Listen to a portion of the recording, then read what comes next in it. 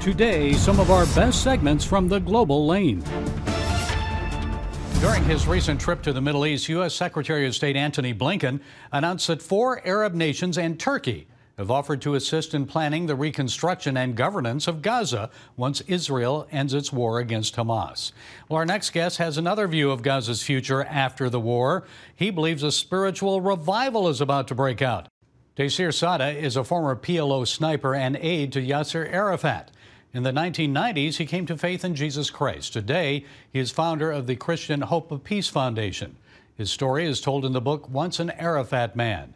Tass, it's good to talk with you, so let's look forward to the day after Israel's war against Hamas. Explain what you see happening spiritually in Gaza. I do believe we're going to have a lot of revival, a lot of believers coming through. It's already happening today, as far as I know from my team on the ground. Many Muslims are looking for an alternative to Islam.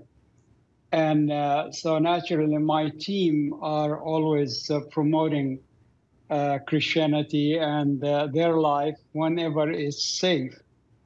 And so we're looking at a good revival going on already in the Gaza Strip due to what has happened, really. Despite of the destruction that is taking place, I believe God have a purpose to get the Palestinians in Gaza wake up and look at a different alternative to what they believe. How about during the war as it's continuing? Our hearts turning. What do you see happening? So. I just got a report from one of my team members that about 200 Gazans gave their heart to Jesus in one lump sum because the Lord appeared to them in visions and dreams. And they were hugging each other and rejoicing, and realized that all of them had the same vision that each one of them had. And so, obviously, the Lord is doing His work, and the believers around also in the land are doing their work. Well, looking forward then again. Jordan, Qatar, Saudi Arabia, the UAE, and Turkey are offering to help reconstruct and govern Gaza after the war. So what do you think of that idea? Qatar will be a better alternative from what they have as their own leadership. The Palestinian Authority is really not the answer. They are not interested anyway. Qatar or United Arab Emirates, they all don't like each other, but yet when it comes to the Palestinian, they all come together.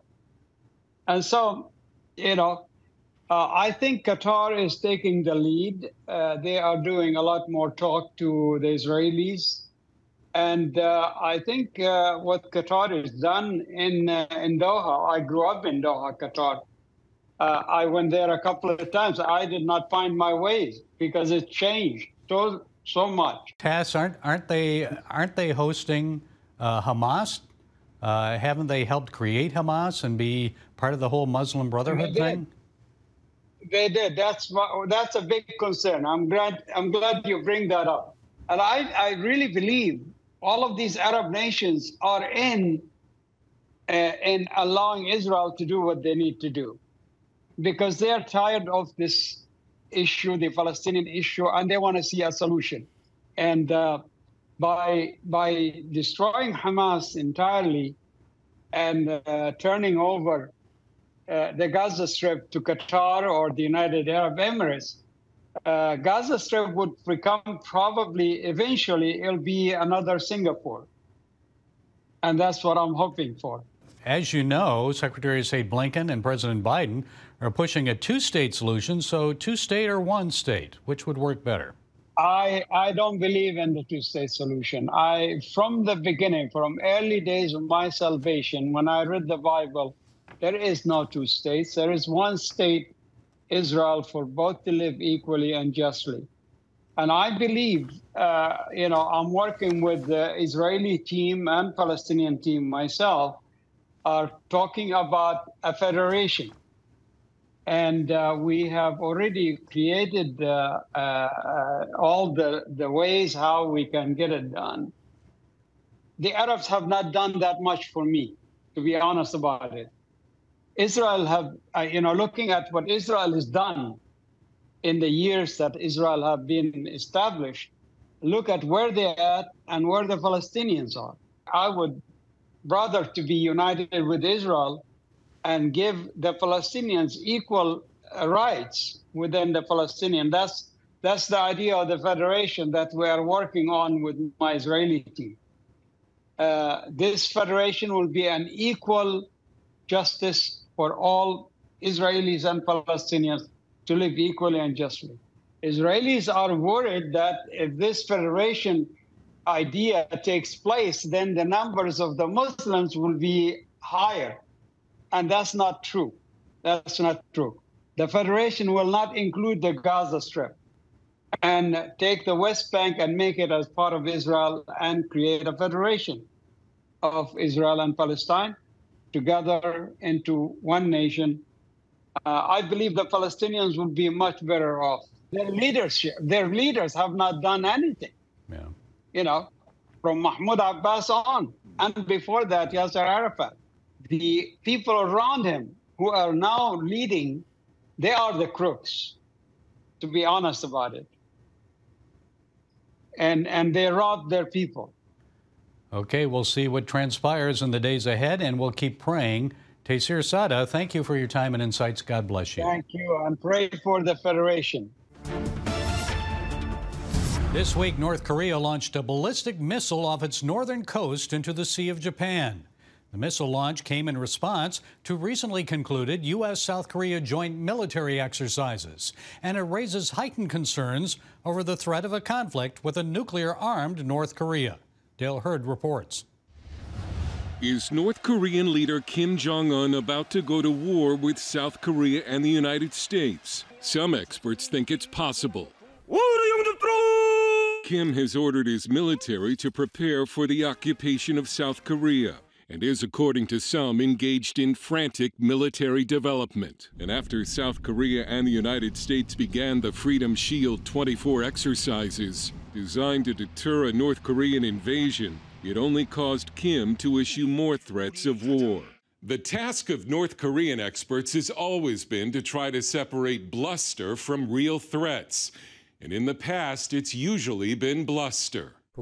Bong Young-shik at the Institute for North Korean Studies in Seoul says it's bluster, meant to undermine the current South Korean government from winning parliamentary elections in April.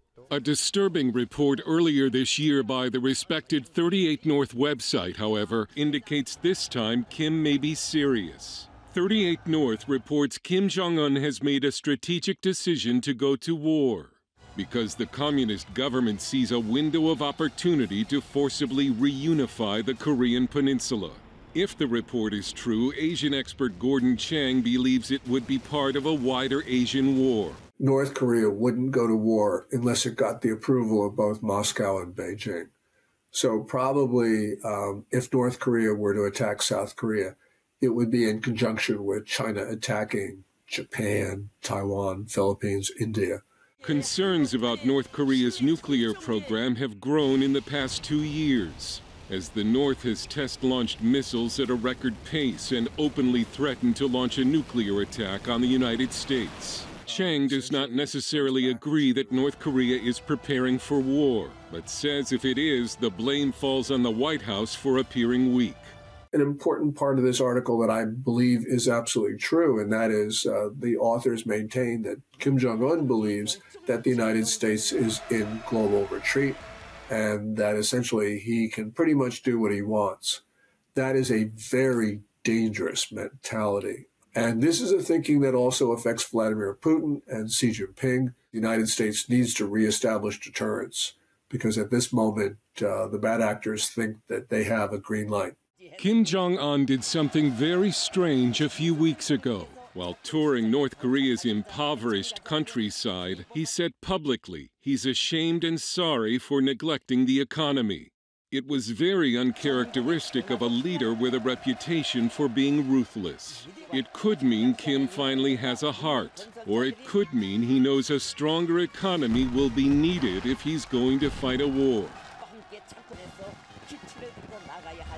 Dale Hurd joins us with more. Dale, what do you make of the North Korean ballistic missile launch this week? Is this a ramping up of tensions or more of the same? It's hard to say. It's kind of the ballistic equivalent of blah, blah, blah. You know, we've had this shakedown scam for decades now that too many American presidents have fallen for. Give me money or I'm going to fire, you know, more rockets and so forth. It's just really hard to tell. But as I tried to convey in my story, there is something that's different now. Well, North Korea has acted differently in recent months. Gordon Chang said there could be a sense among the bad actors of the world that they only have a window of time before the sheriff comes back into town, until Donald Trump is back into office. So what difference would that make if he gets back in?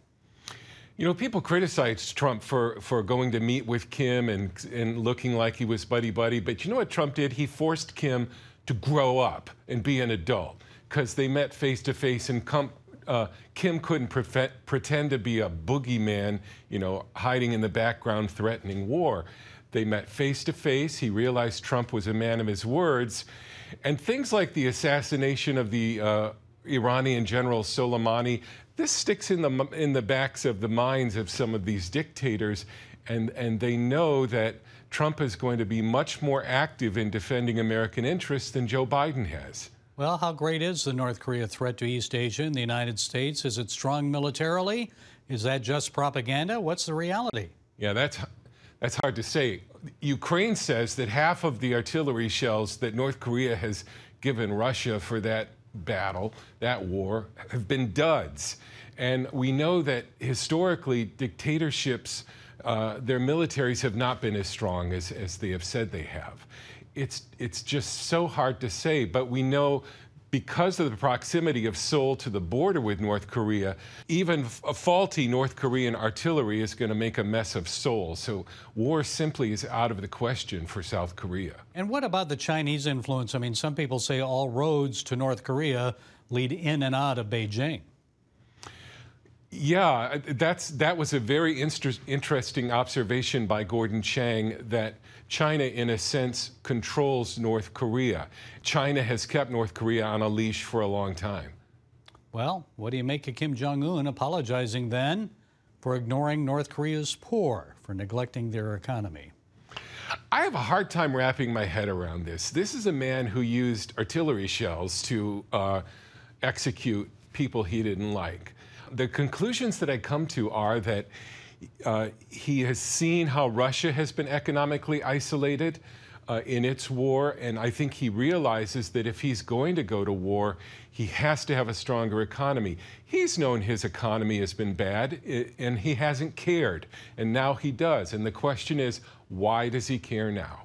Well, it seems the North Koreans care about it, especially those that are hungry, right?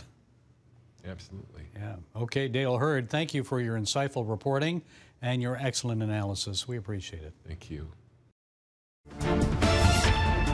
Dismantling the deep state is a top priority for the incoming Trump administration. But more danger for Donald Trump may lie ahead. In 2017, at the start of Trump's first term, Senate Majority Leader Chuck Schumer warned him about taking on the deep state. You take on the intelligence community, they have 6 ways from Sunday at getting back at you. So even for a practical, supposedly hard-nosed businessman, he's being really dumb to do this. Crossfire hurricane, Russia collusion, a 2-year special prosecutor investigation, 2 impeachments, federal and state indictments, 2 assassination attempts. So what can we expect in the days ahead? Well, joining us to share some thoughts is former whistleblower and pastor Pedro Israel Orta. Pastor Orta served in counterintelligence and as an operations officer of the CIA for 18 years. Also in the Office of the Inspector General for the intelligence community. He's author of the book, The Broken Whistle, A Deep State Run Amok, and producer of a documentary out in February called Deep State Gangsters. Pedro, you were a part of the deep state for 18 years. You know it well. So in your estimation, how capable and willing are our intelligence agencies to protect the incoming president from another assassination attempt? It's a very, very difficult topic to quickly expound upon. Deep state, national security bureaucracy, entrenched since the very beginnings of its foundation, 1947 National Security Act. We're talking about a CIA that historically has lacked congressional oversight, which led to serious abuses in the 50s and the 60s. They tried to mitigate it in the 70s with the Church Committee, but yet once again, 80s and 90s, their power grew again. And post 9/11, the Patriot Act and so forth gave them vast additional powers, plus, the technological surveillance state. So with these vast powers, it is very easy for them to abuse these powers, lie to the FISA courts, for example, to turn collection on political adversaries, as we witnessed, and for that matter, manufacture evidence, as they did against General Flynn and to a degree, President Trump. So it's a perilous environment. Priority number one is going to be to root out and clean out this corruption. It's going to demand that he appoint specific personnel like Devin Nunes, Kash Patel, Rick Grenell, people who have taken on this deep state. And they're going to have to dig deep and go into the senior executive service, the senior intelligence service. These are the higher ups, and start cleaning people out. Well, many Americans have criticized the Secret Service for not having enough assets on the ground and in the air protecting the former president in Butler, Pennsylvania. We still haven't seen the attempted assassin's phone records. Many of the details are still being withheld from Congress and the public 4 months after the incident. Share your thoughts on this. What have you learned? Well, here lies the problem. You mentioned it. Congress has not received information. There's been a serious lack of congressional oversight, where what I mean by this is Congress has the power to demand for information from the government bureaucracy, the executive branch. That's part of their legislative oversight duties. But what happens here is these agencies know that they can not comply, they can lie, they can manipulate, they can delay, they can cheat, and Congress will do nothing.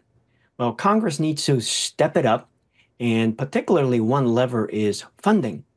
Congress has the ability to completely shut off, not necessarily all funding, but relevant funding for some of these entities that refuse to comply.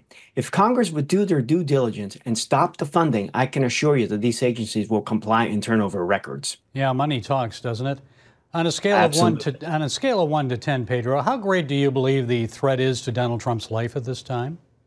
Well, there's a couple of things. Extremely grave. I mean, we've had now, and we know it's a fact, Iranians trying to potentially assassinate him. For that matter, we have a weakened bureaucracy at the Secret Service with the DEI policies that completely just gutted and undermined their mission. So, I mean, there are serious questions about the Secret Service ability to protect the president. So consequently, yes, I mean, he is at grave risk. And I pray and believe and hope that he's even using his own private security services to beef it up. Okay, with Donald Trump promising to dismantle the deep state, then, how, in your opinion, can that be accomplished, other than the money? Well, again, first and foremost, quality appointments. He cannot make the mistake he made in his first administration. For example, Mike Pompeo. I like Mike Pompeo. I like his Christian beliefs. But honestly, I was there when Mike Pompeo was there. It was not Pompeo's agencies. It was Brennan's agencies still being run by Brennan's personnel. And he had handpicked Gina Haspel to be his deputy. So first and foremost, President Trump is going to have to select some individuals who have proven themselves to have either fought or combat the deep state. But more importantly, is not just talk, but action. And Pedro, you've written Broken Whistle. Tell us about your forthcoming documentary, Deep State Gangsters. I know it's set for release in February, and as a pastor, I'm assuming you view many of the actions of the deep state as evil. So what role is God playing here in protecting the country and the incoming president? Well, it comes down to a poem by a German theologian, Niemöller. Who will speak for you when they come looking for you? He was in Germany prior to the formation of the Nazi government, during the Nazi regime and post-Nazi regime. And the bottom line was, if we fail to act, fail to speak up, fail to take action, we're complicit with evil. There is a need for light to be light, not for us to hide our light. So we as Christians, as believers, have to arise. And what I mean by this is, take, for example, Congress. We have many congressmen who wear their Christianity like if it was a suit, a code of honor. But yet when it comes time to take action against this evil, they do nothing. So the point of this documentary, at the end, it's basically, we need light to be light. And what happens here is, if people don't rise up and start taking action, it emboldens and empowers these rogue elements of our government to become even bolder and more wicked and take more action, as we witnessed basically when Biden took over in 2021 with all the mayhem unleashed against President Trump. Okay, we're looking forward to that. The book is The Broken Whistle, A Deep State Run Amok. Pedro Orta, thank you for sharing your insights. We appreciate it. Thank you, Gary. God bless you. A Satan Club for elementary school kids in Chesapeake, Virginia. And again this year at the Illinois State Capitol building, a satanic temple display alongside a Hanukkah menorah and a nativity display, all in the name of inclusion, tolerance, free speech, and religious freedom. Distasteful. You don't like it? Neither do I. But the Illinois satanic display reveals to the whole world the truth about Satan. He's still active in our world, coming for our children, coming to kill, steal, and destroy everything that's good. So beware. Committed Christians will never yield to him. He cannot steal away our joy during this Christmas season or at any time. This is the time of celebration, and we won't allow him or his disciples to crash our party. Yes, Jesus is the reason for the season. Author Jack Countryman recently reminded us about the true peace that only the Son of God can give us. It is through him that we find that all the peace we'll ever need, and he just comforts us. You see, he loves us with an everlasting love. Yes, he does. And Jesus is the reason for the season. Not only the Christmas season, but for every season. May you come to know him and experience the peace that only he can give at Christmas and every day. Well, that's it today from the Global Lane. Be sure to follow us on the CBN and NRB channels, social media, and our broadcast affiliates. And until next time, Merry Christmas.